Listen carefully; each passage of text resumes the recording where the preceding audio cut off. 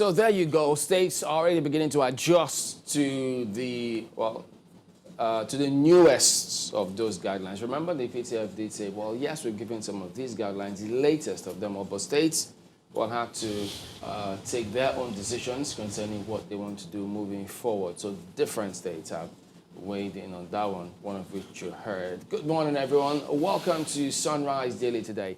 I'm Chamberlain Uso. Well, it's a beautiful Friday morning from here in Lagos. I'm Kayode Okikele. Welcome. I'm Ayo Makinde.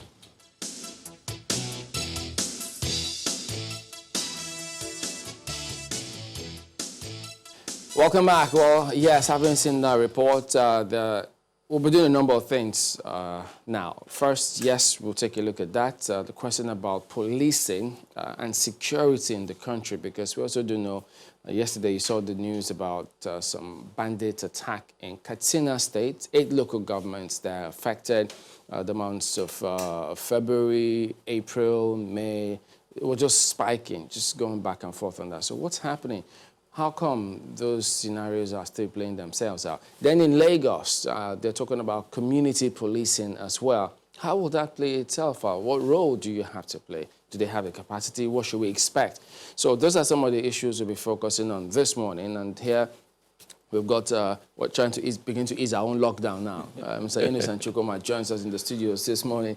He's the Regional Director of West Africa for Ford Foundation. Good to see you again today. Thank you, Chamberlain. And we also do have in Abuja, Joshua Kabela, who is a former DIG of police. He joins us from there, so he'll be getting his views as well. Good morning, Mr. Kabela. Thank you for joining us as well today. Good morning. Thank you for having me. Okay, let's start with you, Mr. Chukuma. So many questions about policing. A couple of days ago, we spoke to the CP in Edo State about what to expect. Well, yeah, I mean, he couldn't give details, and rightly so, about how the investigation is playing itself out. But then there are questions as to, look, do we actually have a lot of the required infrastructure to carry out this investigation without any Nigerian having doubts as to the results that they get? Yeah, I think when it comes to rape, we actually need to be a bit more expansive in appreciating how we got to where we are now before the role of investigation, perhaps in controlling it. I think one thing that is clear is that rape in Nigerian society is an epidemic that has gotten out of hand due to criminal negligence by various authority figures in the lives of young girls and women in society. And these authority figures range from families that because of family sense of shame will not report. It includes traditional, cultural, religious, educational institutions and leaders that because of social norms or whatever will not sanction those who are involved in this. And above all, includes government, organs of government such as the legislature, that have not passed the enabling law. Right now, we have insufficient and inconsistent legal framework for dealing with this. And then you're also the courts, that when cases come to them, because of the narrow nature of the legal framework, perpetrators end up going free. And then, of course, the executive arm and its agencies like police and the others that have failed it. So we have to look at it in this holistic nature and respond to it in that way to begin to push the needle on this issue. Now, coming down to investigation and police, it speaks to lack of institutional capacity to deal with this phenomenon.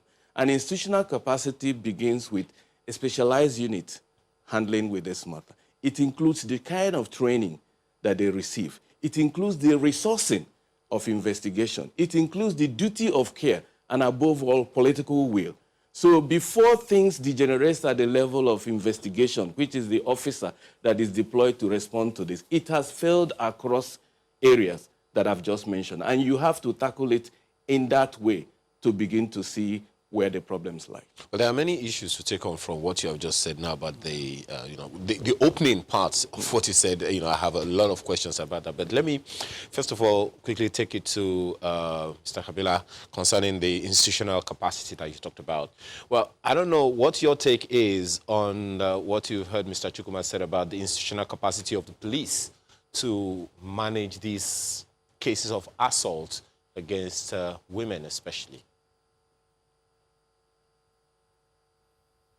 Okay, I would rather want to say that rape or sexual abuse on women and other vulnerable children is as a result of our norm. The societal norm has degenerated, and the police is also saddled with a lot of challenges of ensuring security all over the country. And so rape is a crime that's stigmatized, and it's a crime that do not give warning. And so you wouldn't know at what point or when somebody could rape. And so the law enforcement will only react when it has happened. The preventive measures is not with the police.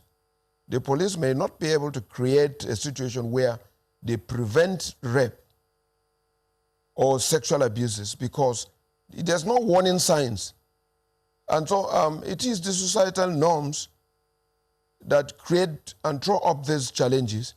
And so when we talk about capacity, of course, there are things that are needed, like training and like provision of classical and modern scene of crime equipments that police could use to preserve some of those evidence, because the evidences are very important.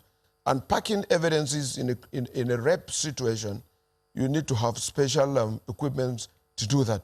And so the police could function more than this if some of these things are given. But it is not a crime that announced itself.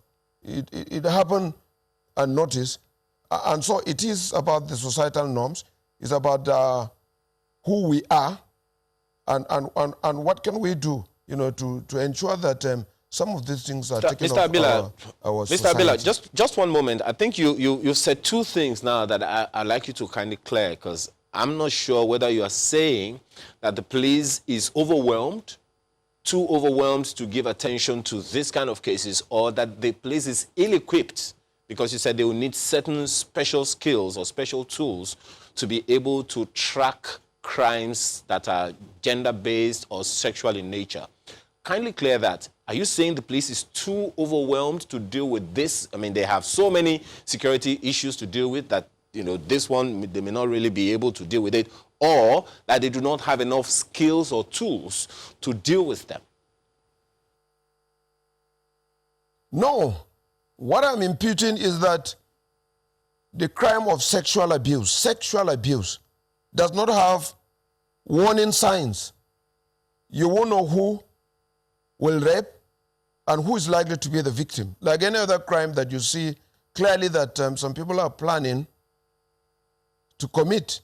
And so police wouldn't know who is preparing to commit rape or to abuse a child or whatever it is. That is what I'm saying. And so when it happened, the police usually react after the crime has been committed, because there are no warning signs. That's what I'm saying. And so when you are reacting to a situation, then it does not become preventive. You cannot be preventive because you wouldn't know who next the victim would be or who is likely to be a person that has the threats of sexual abuse. Two, I say again that when police react and go to scene of crime, the ordinary things, the things we use in gathering evidence in some other crimes, are not the same tools that you will use. Let me jump in there, Mr. Habila. The thing about that is this. You should... I hope you can hear me, though. The approach is very important as well, because it does that then, because listening to you, I mean, there are those who could think that, wait a minute, does the police approach this in the same way they approach every other crime? that will be a challenge because, I mean, because there are those who believe that part of the reasons that this continues to happen, if not much more important than the previous point, is because of the attitude of the police to some of these matters. When people come up and report to the police, the way the police respond to them clearly shows that, look, who will want to come out and report if the police is handling it in this manner? So isn't that a contributing factor that we need to address headlong? I agree with you. I agree with you that even as it is now, I don't think it has changed when we leave the stage. Is that a lot of people shy away, is stigmatized. A lot of people shy away from reporting these cases. And when they report these cases, there are other relations that will also discourage them from not appearing. I'm talking reality, that it becomes difficult. Sometimes the police officers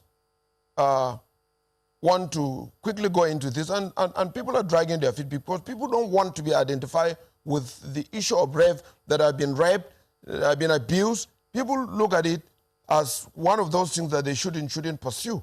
Up till now, in most society, people don't come out to report and then to follow up these cases. We have a lot of issues with investigation and prosecution. And so I want to say that that the police, there's a gap. I agree that there should be more training and there should be more provision for equipment. When there's a rape, you need to take the two victims. Once it is reported, you need to scrub the semen that is on the body of the rapist and the victim, and you need to package it very well and send it to the scientific lab for investigation. Let me bring in Mr. Chukwuma here as well. Prosecution. Okay, well, we'll come back to you in a moment. But what do you think about, look, this, you spoke about a number of things, the mindset of the policing. You may glean a thing or two from what he said about that, how they approach some of these things. What's your impression of this? I think he actually spoke to a fundamental problem within the Nigerian police force in relation to dealing with specialized crime like this, which is this general duty orientation. So when he says rape is a crime that doesn't give notice, it means you're dealing with an institution where there is no specialized unit handling this issue that are trained, equipped, and ready, just like you have agencies like disaster management agencies that know that disaster can happen at any time, and then they are prepared to respond to it. And this is something we've been talking about over the years, the need for the police to have specialized unit, not just specialized in names, but with the necessary training, with the necessary equipment. In the case of rape, here he talked about, rape kits and all of that. All that are required. And then, of course, the investigation itself, financing it. I mean, if you go to any typical case of a rape victim, the police will respond, but then they need transportation to go to follow up on the leads if the victim or the family are not ready to fund those. That's the end of the investigation. Then the area of the House of Reps, pardon me, where isn't this where they come in saying, listen, we've seen the structure of the Nigerian police force. If we say all of this and just talk about amending our laws without some specifics, we may just be papering over cracks. You will not achieve the kind of results you want. So some time ago, I mean, when the conversation about state policing or not comes to bear, isn't this the area that we should think and say, listen, what do we really want to do? Are we sincere about addressing this problem? If we are, should we then say, look, let's create a specialized unit backed by law to look at these kind of matters and provide certain specifics for them? Because if we do that and leave it under the police, the overarching mindset or the attitude of the police may eventually overshadow this, and we're back to square one. Precisely. That's why in my opening statement, I laid out a number of role players that needed to be involved if we want to adopt a holistic approach of this. It's not just the police alone.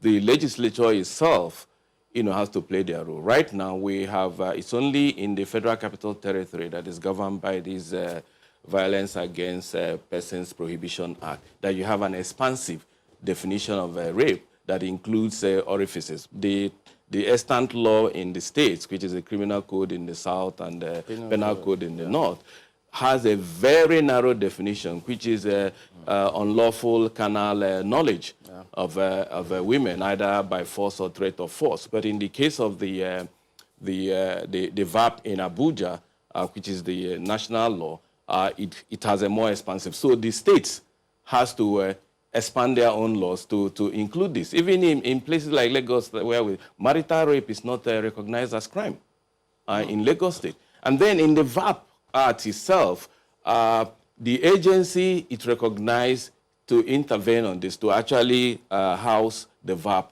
is a NAPTIP.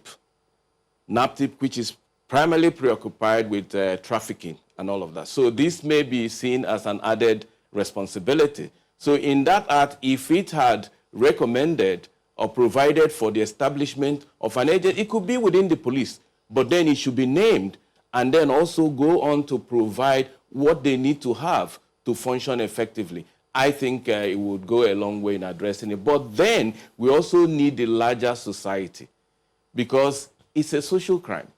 And when you have social norms, when you have social silence, as we're seeing, underpinned by social norms, whose gatekeepers have very conservative understanding of norms. You know, when you go to traditional authorities to report that, they will rather want to resolve it within their court. This is something that will bring shame to the family and the community, and will not bring external law enforcement agents to deal with it. Isn't that going to eventually fizzle out if the people see that, well, justice is not just being done, but it's seen to have been done by the mechanisms, the institutions that were put in place? If the law says this is what the law is, well, your norms and everything can say one or the other thing, but the law is the law. It doesn't work that way. You know, in Nigeria, we actually have two publics. We have the civic publics that you and I in the urban centers respond to. But in rural areas where majority of Nigerians live, the traditional institutions and the traditional norms and regulations are actually the ones that govern their life. So for police to even go to a community, certain communities, to arrest somebody, they must first report to the house of the traditional ruler in that area. So we have Nigerian state has not succeeded in expanding its control over the territory. I get that point, but what I'm trying to say is that not that we will not have any regard for all those traditional processes, but yes, you can respect those ones, but ultimately aimed at respecting what the law says about a specific case. Look at process of corruption, for instance. It doesn't matter who you are, traditional ruler or not. If you are guilty of such, law is a law about corruption. Even if people think, oh, yeah, you're in that position, you should come back with something home. The law is a law in that regard. The law is the law, but we've also seen, I think it's actually in relation to Lagos State here, where a former governor, I won't mention the name, the EFCC went to his house in a community. The youth in that area mobilized and made it difficult for them to. But I'm not saying that these institutions are untouchable. They need to be held accountable for all of this. So when you are dealing with traditional settings, it's not just the individuals. It's also the gatekeepers in those communities that tolerate and sanction these violations that need to be held personally accountable, and then elevate the voices of change agents among them who are working as we'll expect them to work, having progressive interpretation of what is tolerable and what is not tolerable. You can't hide under marital or other traditional institutions to perpetuate crimes like rape. There is something you said about, you know, the moral laws, the earlier part of your conversation. We'll come to that one. But let me take on Mr. Habila on one of the things that you mentioned earlier. When you talked about specialized, you know, teams to handle these special cases. Mr. Abila, we have special anti-robbery squad. We have special units of the police assigned for certain, you know, special crimes. Don't you see it as about time that we had a special team in the police to handle this kind of a case that we're talking about, sexual and gender-based violence? Yes, I want to let you know that if you go to the police headquarters in the various states and the area command, and of course here in Abuja, you are likely to meet a team. There's a team that is responsible for taking up cases of sexual abuse. And they have records to show that they've been on that. I would rather say that it should be strengthened and properly equipped to be able to do this investigation. But better still, I say again that a lot of victims and their relations do not want to pursue some of these cases, even in the cities, because it's stigmatized. They don't want to see a situation where the victim is let open and everybody is aware that this is a person that has been sexually abused. It is the NGOs, non-governmental organizations that we have that are putting their feet on the ground, that whoever does or commit that kind of crime must be properly brought before the court and be made to answer the charges. This is what I think it's happening right now. So I'm telling you exactly what it is. But we have. It could be strengthened. I'm a little confused here. Just one moment. Just one moment.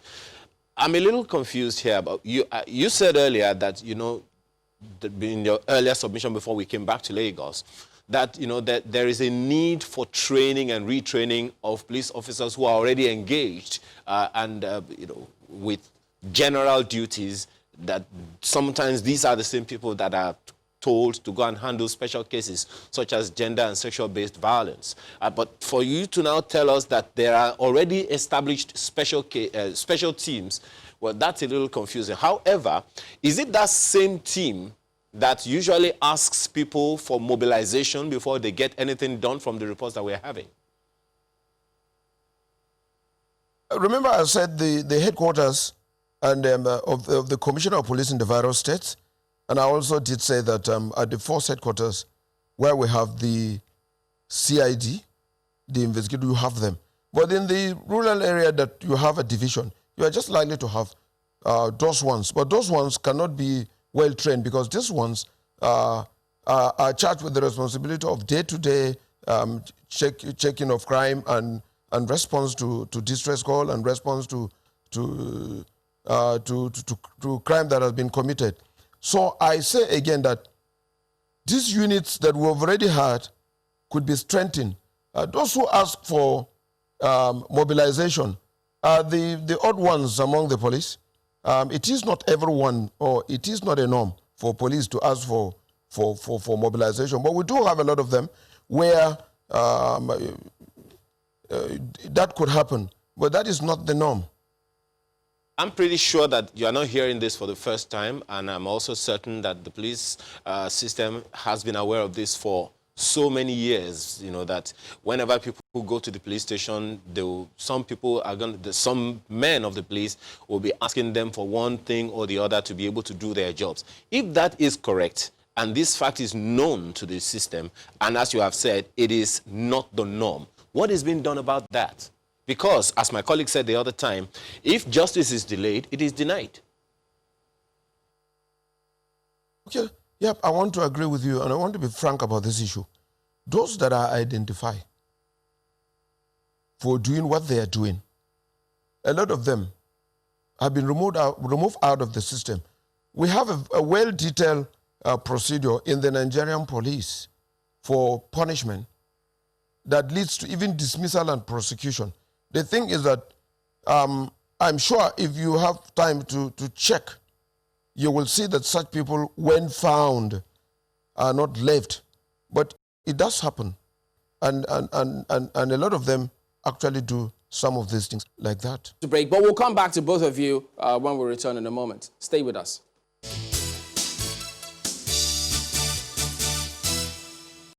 I still want to say the issue is not about money being appropriated for these agencies. Everywhere you go, when you see a fine house, is either for a captain, for an inspector, or for a superintendent. A lot of people are making money out of this issue. It is time for us as legislators to play our role in making sure that the issue of security in this country improves. Mr. Speaker, distinguished honorable colleagues, finally, I want to say I will give myself 2 months, Mr. Speaker. If nothing is done tangible to show Nigerians that this House has taken a serious step to cut down the issue of security in this country, I'm going to resign. And I'm...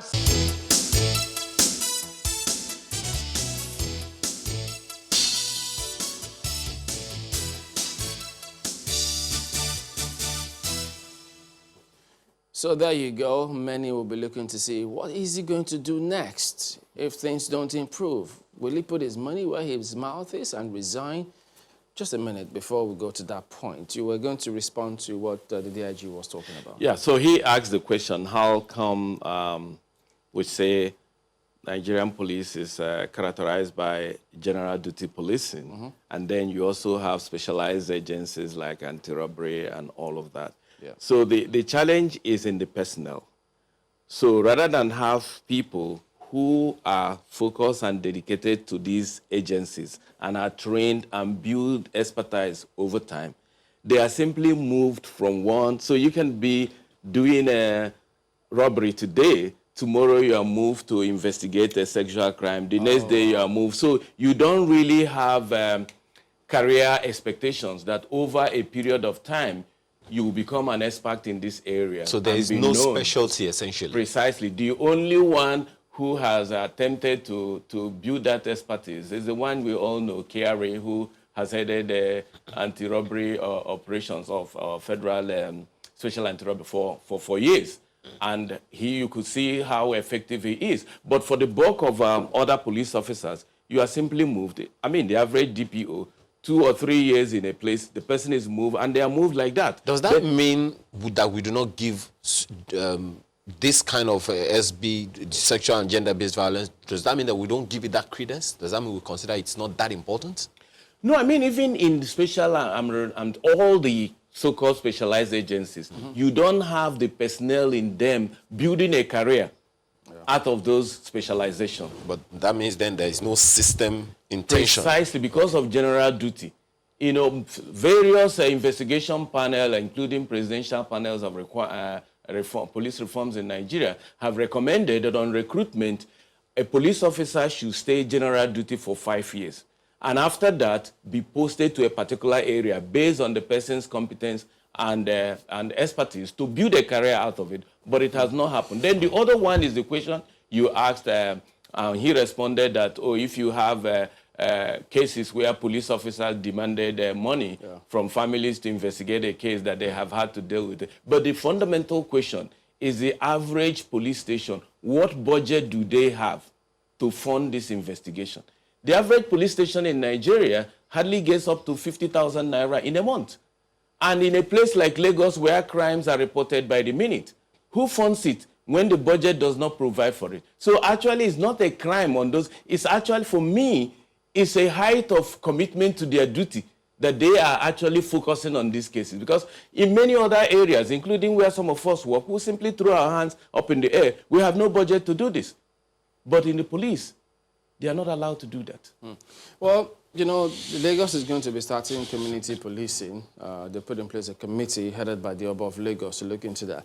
But the comments being made by the member in the House of Representatives about funding, that he will resign if things don't improve. So it appears as though, look, it's gone that bad. I mean, you just wonder sometimes, why does it appear as though these challenges are not being addressed headlong?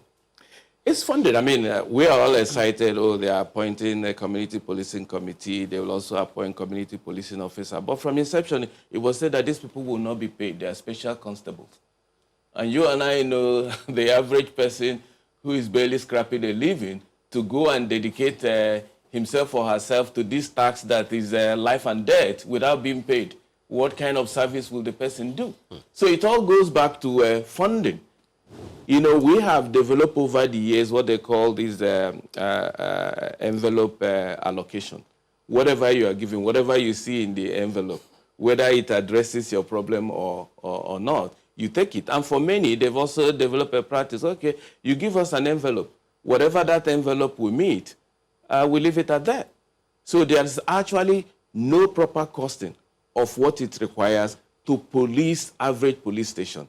Under the Nigerian policing program by the British High Commission, they attempted to develop what they call an annual policing plan at various levels, divisional area and state. And then with that annual policing plan, you develop an annual budget. And the expectation is that that budget will be funded. But it's not funded. When it gets to allocation, you are given an envelope to go back and pray on your community to raise the resources to do the work. Oh, this is going to be a huge challenge. But let's bring in Mr. Habila as well on this.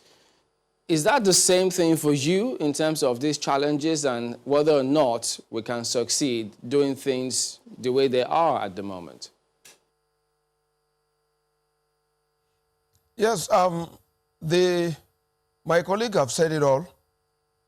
It is, we need to have a rethink. Number one, we need to look at the holistic of this, particularly the rape that I said. Our society should insist that anybody that is a victim and then the perpetrators of this crime, people should be encouraged to stand up and pursue and be ready to give evidence and be ready to take this up from the beginning to the end. We should also ask the law. The law should be revisited, and punishment for them should be matched and then looked at so that some of the things that people would ordinarily do will not do them again if the punishment is reviewed and punishment commensurate with the offense. Remember that one National Assembly member, one Ross Oko from Cross River once proposed a bill that the punishment of death should be meted to those who even rape minors and young children. But that did not see the light of the day.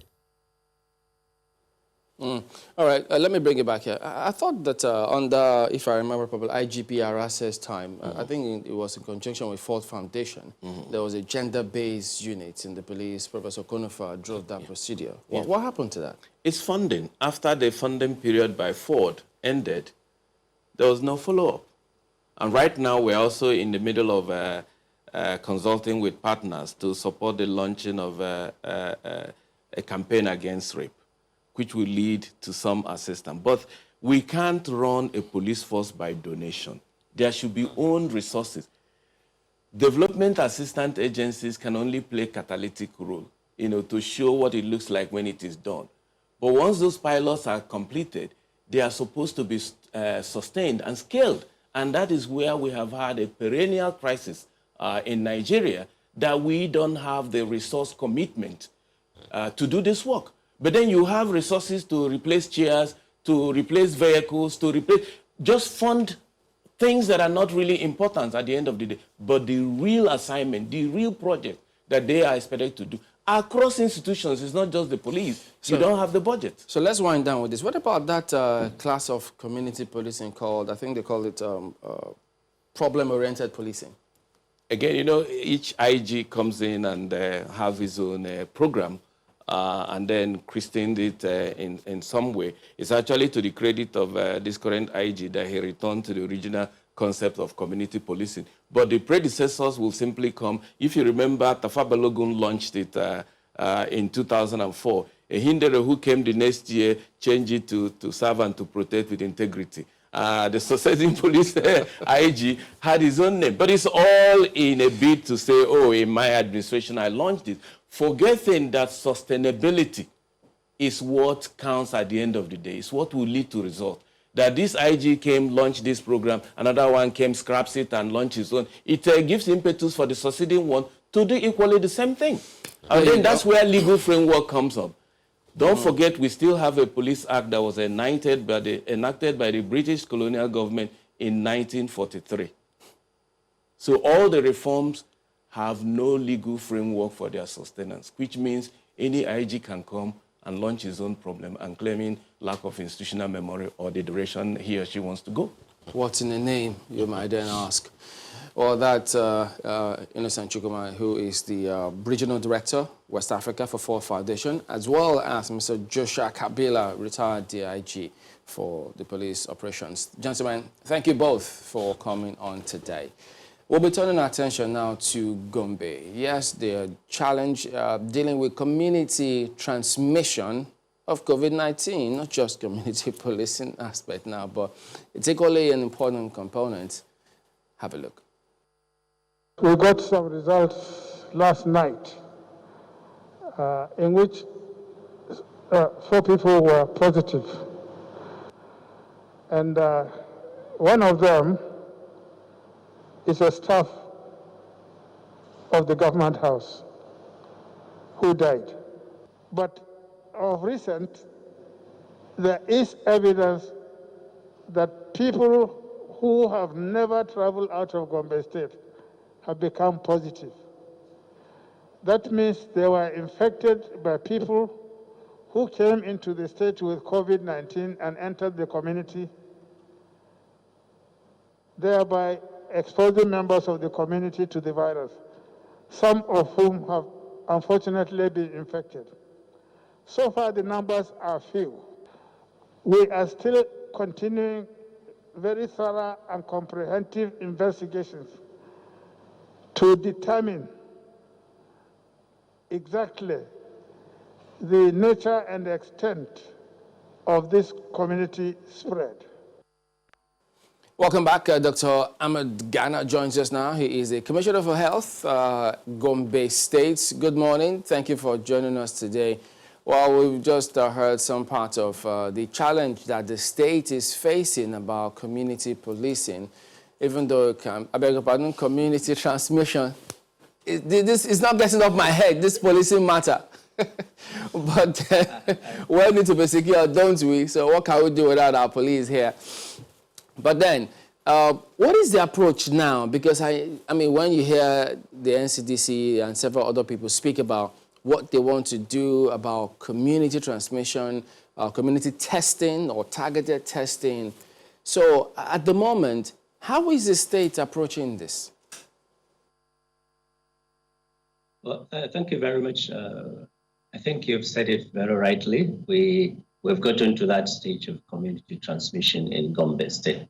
It's quite worrisome. We have been trying to avoid that from happening, but unfortunately, that is the evolution and the progression of the disease. And currently, what we're having is clearly community transmission.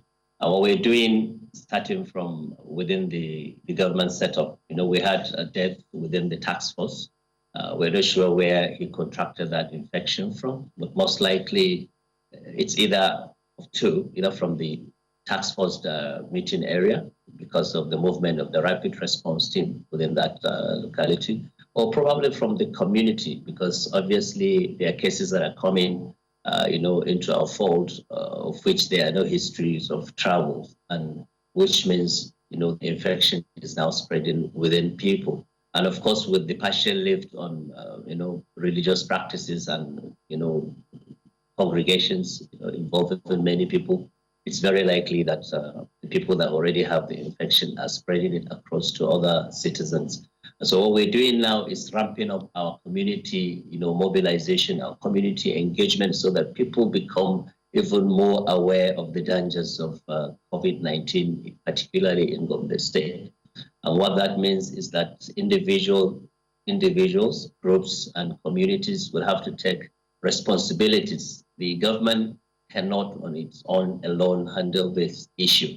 We have done everything to provide, the basic requirement what people need to do in terms of ensuring personal hygiene, washing their hands very frequently with soap, ensuring social distancing where they sit and where people have, signs and symptoms of COVID, that they should go into self-quarantine or quickly report, to health facilities.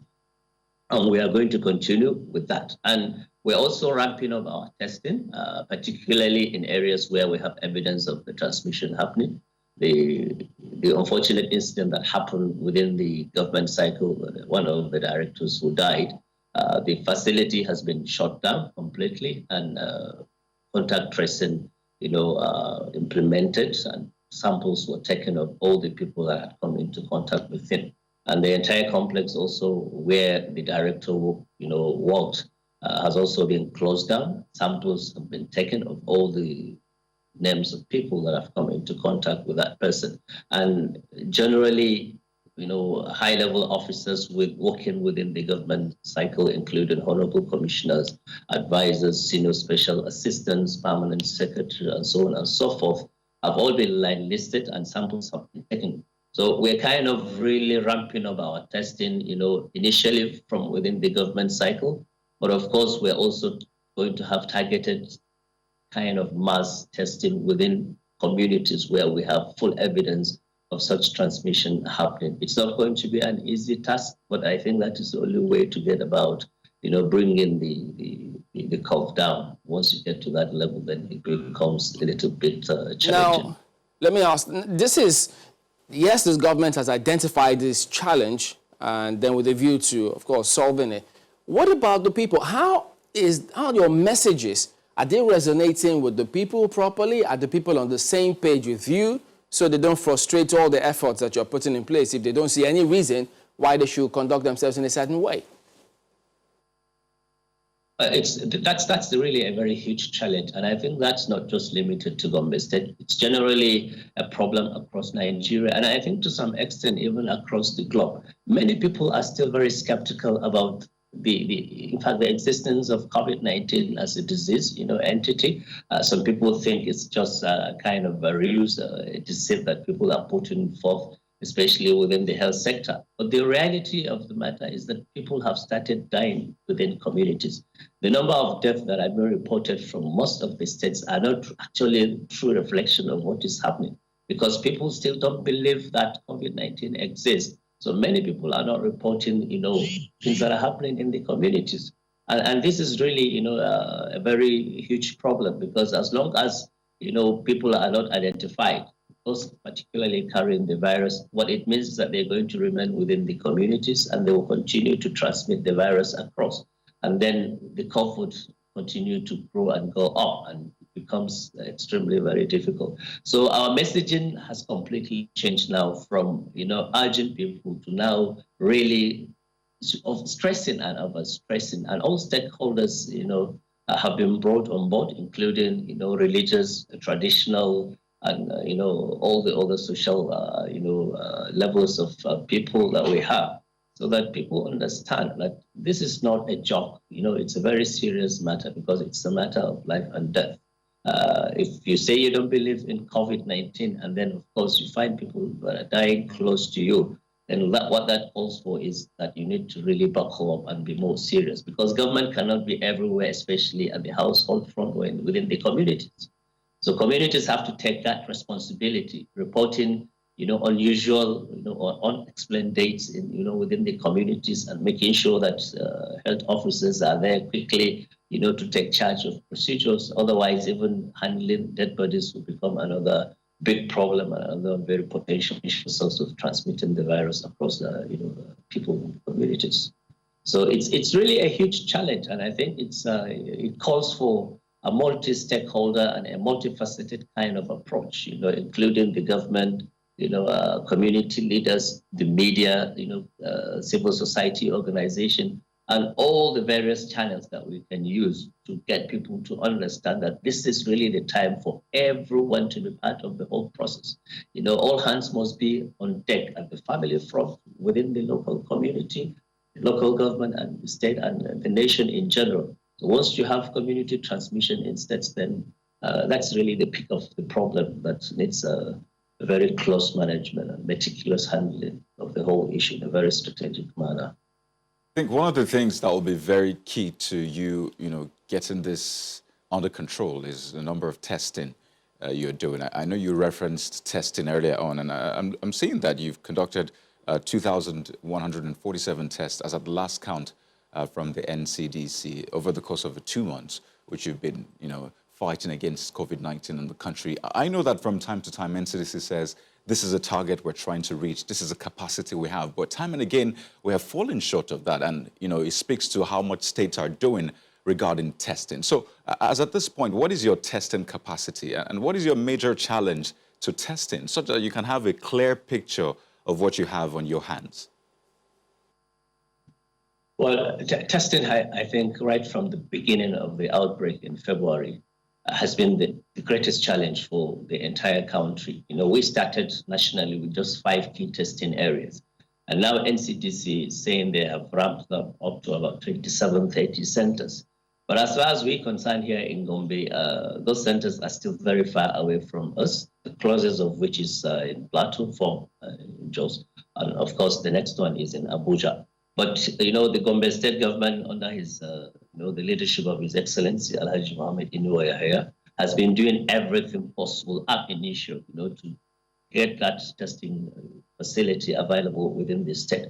And I think the state government placed order for the procurement of, you know, the PCR, the real-time PCR machine almost 2 months ago.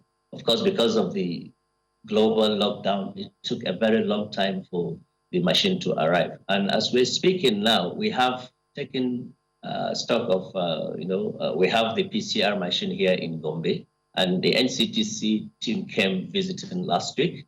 But of course, they made a couple of observations about the space that we have, you know, identified to host the PCR machine. So there are a couple of few things that we need to put together to ensure that Gombe State is now accredited by NCDC and we have the full capacity to do the testing. And only then we can ramp up, you know, testing to a very significant level. And as it is now with the over 2,000 cases that we have investigated, if you look at the trend nationally, you'd see that Gombe, with the population of the state, is still relatively, you know, testing much more higher than so many other states, you know, that should be doing that. And so I think testing is generally a huge challenge. And the earlier the government, kind of intervene on this issue, I think the better it will be for us. Otherwise, if you don't test people, no matter how long you lock them down, you allow them to stay within their communities, they are not tested. So you're not able to identify those that are carrying the virus. And then you wouldn't be able to do the necessary intervention of isolating and treating them and making sure that the virus is not transmitted to, you know, other people that are healthy within the community. And if for any reason, you know, this virus gets across to those that have other comorbidities, particularly, you know, we have high prevalence of, chronic diseases like hypertension, you know, asthma, cancer, and so many other things, you know, diabetes mellitus, and many of the people that are dying from COVID infection usually have comorbidities of this nature. And really, that is our greatest fear. And I think most of the deaths that we had in Gombe are also related to those Dr. Ghana, that I've mentioned. Let's end with you telling us what is going on now with the EXCO. The EXCO of Gombe State? Yes. Yeah, so there was a directive, of course, by the executive governor that all members of EXCO must be tested. And yesterday, we spent the whole of yesterday testing the entire EXCO of Gombe State, and official work within the government cycle, especially in the government house, has been suspended until we have outcome of the results. And those results that are coming out positive, of course, will be isolated and will do the appropriate thing. And currently, the contamination activities is taking place within particularly the complex where the lead director, you know, worked, and across the government house clinic. And of course, the governor is also very aware of the situation, and he's in control of the entire intervention that we're doing here. And he's very healthy and working from home. So that's currently what is happening. But of course, other segments of the government is still working because we have no reason to stop those departments, especially to stop coming to work. But the government house in particular is under focus because we don't want to take anything. We don't want to take chances because he was initially admitted within the government house clinic. All right, then. Dr. Ahmed Ghana, Commissioner for Health, Gombe State, thank you for joining us today, and all the best as the state handles these matters going forward. Thank you very much. All right. We'll be back and take a look at one more item here today on the program. Stay with us.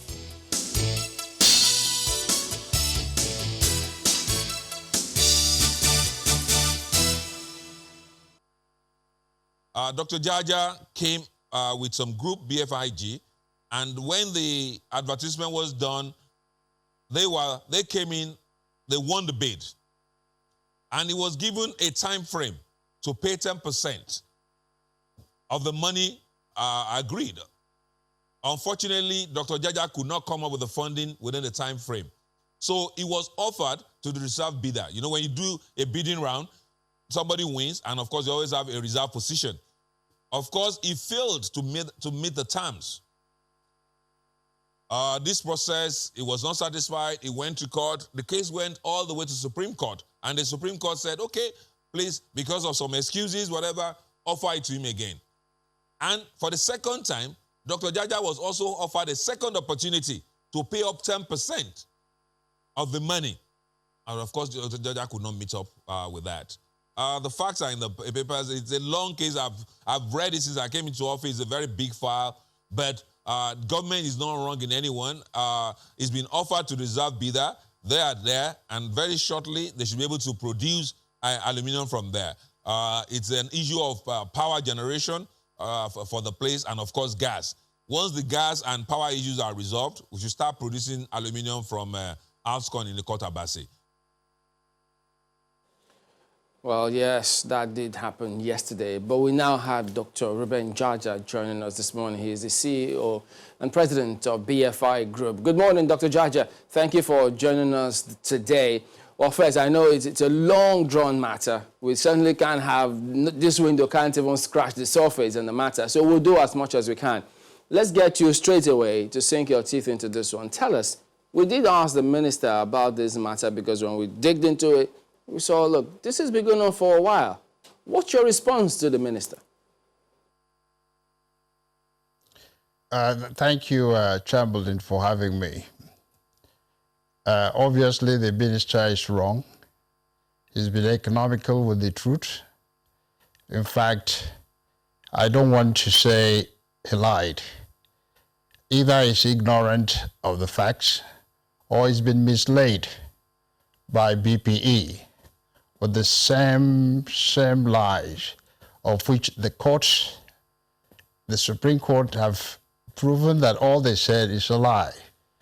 That since we came to Nigeria from the US, I brought quite a lot of investors, and we came and bid and won. When we won, they changed the game. They did not allow us to sign the share purchase agreement. We went all the way, we battled the matter all the way to the Supreme Court of Nigeria. From 2004, when we bid, to 2012, the same BPE told the Nigerian people that we couldn't pay. They've disqualified us. They couldn't pay. 2004, all the way to 2012, when the Supreme Court of Nigeria said, we have not even reached the point of payment, and then proved them wrong, that they lied, that BFIG couldn't pay. And during this time, we took loan from the US. We were sued in the United States for not using the loan. We settled with millions of dollars paid to the financial institution that offered us the facility. Now, from 2012, when the Supreme Court gave the judgment, by the way, it was a unanimous judgment. The Supreme Court said, well, we think this or that. They looked at the facts and said, this is the agreement between both parties, that you, BPE, have not even given them a chance to pay, and then ruled 5-0. In fact, the Supreme Court said that our case is meritorious to the extreme, and then issued an injunction, a perpetual injunction, because they could sense the unfairness in the way we're treated. Now, after that, from 2012 to 2018, BPE again refused to implement the Supreme Court judgment. So we went back to Supreme Court and we asked them, look, they have refused. They said, go to the lower court, enforce that judgment. We went. All this time, BPE again was saying they couldn't pay, they couldn't pay, they couldn't pay.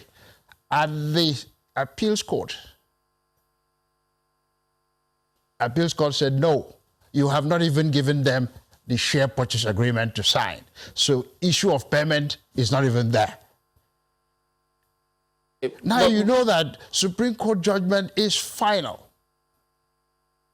It's only God that can change it. Dr. Jaja, BPE there are so many and all questions their about collaborators, this. in this case, UC Rosal and the Russians, who wrote, put in writing. So, Dr. and Jaja, said I hope you can hear me though. The judgment of the Supreme Court of Nigeria will never stand. Getting the Supreme Court's and give ruling, it to the BPE. So, could you then tell us, I mean, we can't relate with this. If there's been a Supreme Court ruling, why is it being enforced or obeyed ever since 2012? Have you approached the relevant authorities so that they can be aware that, look, this has not been obeyed ever since then?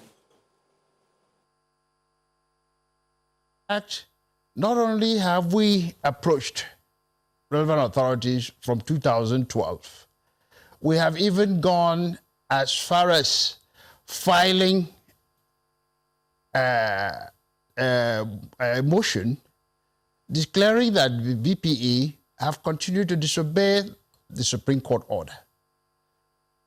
Now in 2019, the Federal High Court looked at the matter and said yes. On December 17th, that judgment came. I've made it available to you. That judgment came, and it said it is crystal clear that they have not even given us the complete agreement to sign. So the issue of payment have not even come up. In fact, the judge had to sentence the DGBPE to a 30-day jail sentence for daring to challenge and disobey the Supreme Court judgment. That is where we are today. And for the governor, for the minister to come and not even mention that as of today, just last year, December 17th, a judgment came. Sentenced the DG to 30 days in jail for failure to produce all the complete information needed for us to execute the SPA.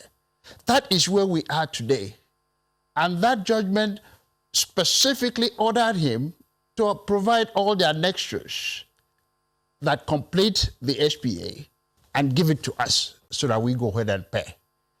But BP have continued, and they have fed the Honorable Minister, who said he has read everything. I don't know what he's reading. If he has read everything and still could not read the court judgment and know where the case is at this moment. At this moment, the DGBP is fighting to stay away from jail for failure to comply to the Supreme Court judgment of giving us the share purchase agreement for us to sign and pay. But rather, BPE have continued to support UC Rosal, who was disqualified, and the minister said he was is the second preferred bidder. No, there's nothing like that. Anyone who watched the bid process, the UC Rosal was flatly disqualified for disobeying Nigerian law, for disobeying the regulations guiding the bid process. We complied, and we are being punished for obeying the law. What kind of country are we trying to build? Is it a country based on the rule of law? Or just to stoop to any foreign company that comes and bamboozle them, and then we cause credible people who have come, I'd like us to, if I may come in right now. To the call of our country Right. That we in the diaspora should bring investors home. We should Okay, come let me and come in help right now rebuild and the talk nation. about the SPA, which obviously is a major talking point in this whole, matter, the share purchase agreement. Now, we understand, as you have said, that it wasn't offered to you at some point, and then during the course of time, we hear that something was offered to you, a certain SPA. Can you walk us through what exactly played out with this SPA? Because it seems that this is a major fulcrum of a matter. Well, you see, the Supreme Court of Nigeria ordered that they should give us the mutually agreed share purchase agreement. And they gave us the same thing that the UC Rosal signed. Along the road, after we've executed that share purchase agreement, and that was a 58-page share purchase agreement, which is what the Russians signed, with all the items that will make them successful. And then we signed a return to them.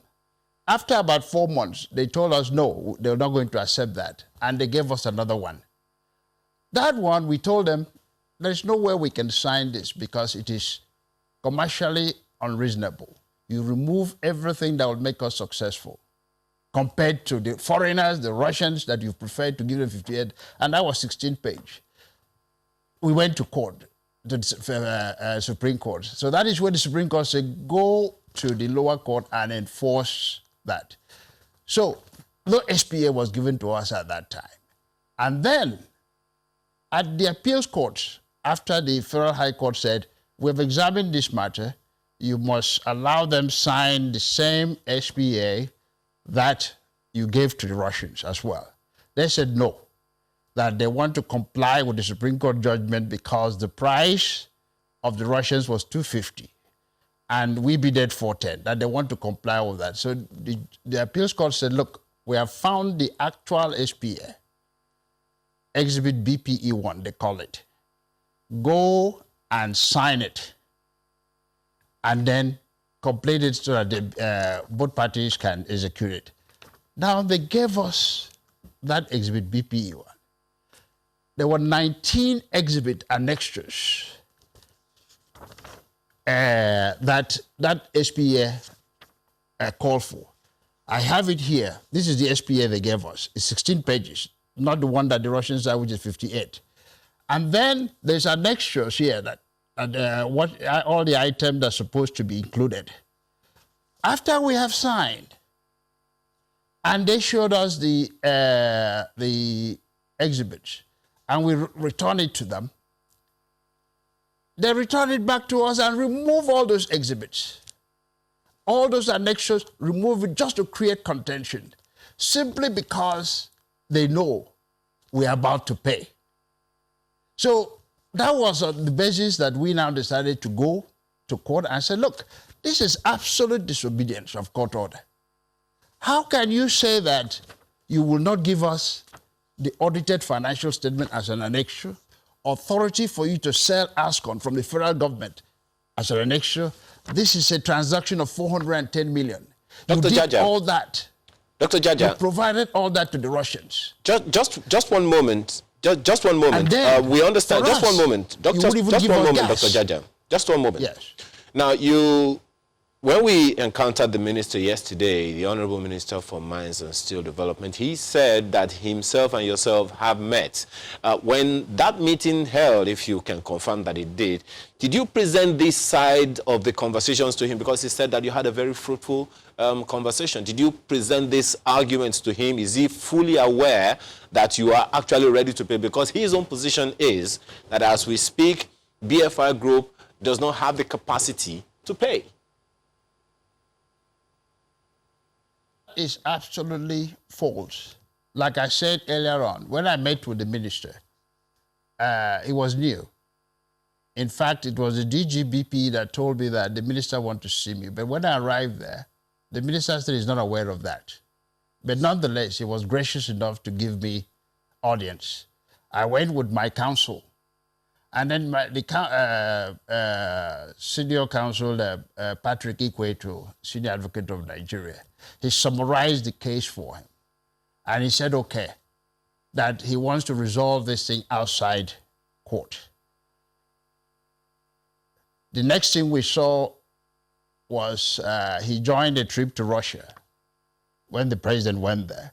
And then they announced that they have given Ascon to the Russians.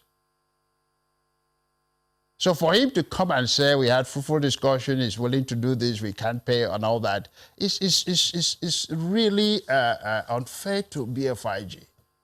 They have not given us any chance. How come? I'm not saying take my own word for it. Supreme Court, after many years, said you are wrong. You have not even reached the stage of payment. But BPE continued to say that. Appeals Court also said you have not reached the stage of payment. Give them the share purchase agreement. And then they continue to say BFIG couldn't pay. The Federal High Court just last year, December, said you have not even given them what they need to do and sign, which is the SPA, so that payment can commence. Pay the agreement that the Supreme Court validated. And now Dr. Jaja, you are going around saying, oh, they couldn't pay.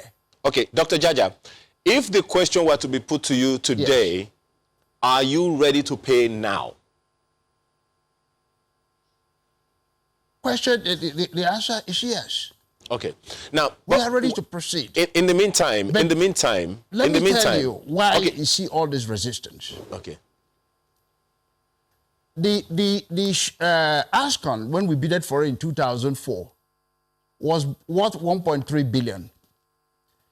It is sad of which the Honorable Minister couldn't tell Nigerians today that by the audited financial statement of KPMG today, Ascon is less than $100 million. They do not want BFIG Group to go because they know that they cannot sustain the value that BFIG Group paid for at that time.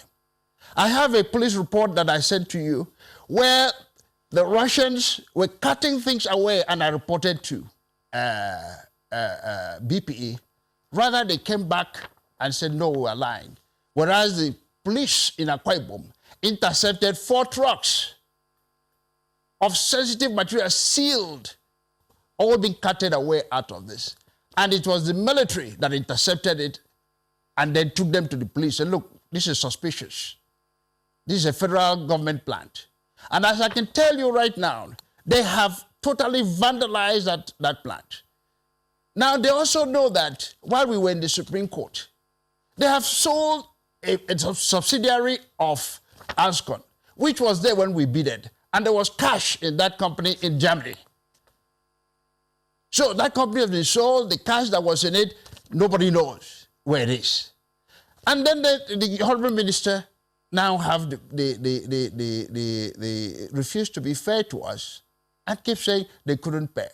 This is a huge conspiracy, a huge malpractice that I will call for the federal government to take a closer look at it and not to depend on BPE or even the ministry, because the ministry have refused to be independent in this matter.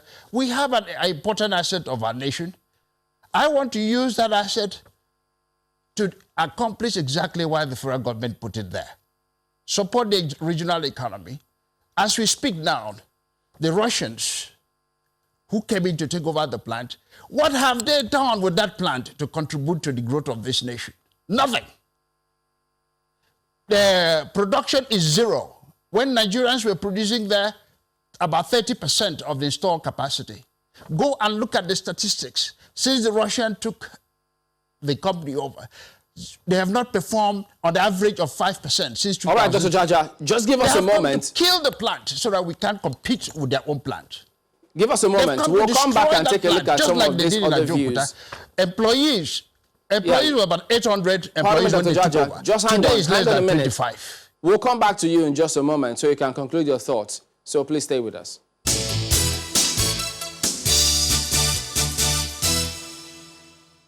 Welcome back. Well, Dr. Jaja, so many people wondering, is this really the case? Is this really happening in Nigeria? So there's some surprise. Yes, we did ask the minister some of these questions yesterday. He sounded as though, look, they've gone through this, that the government is not wrong in this case.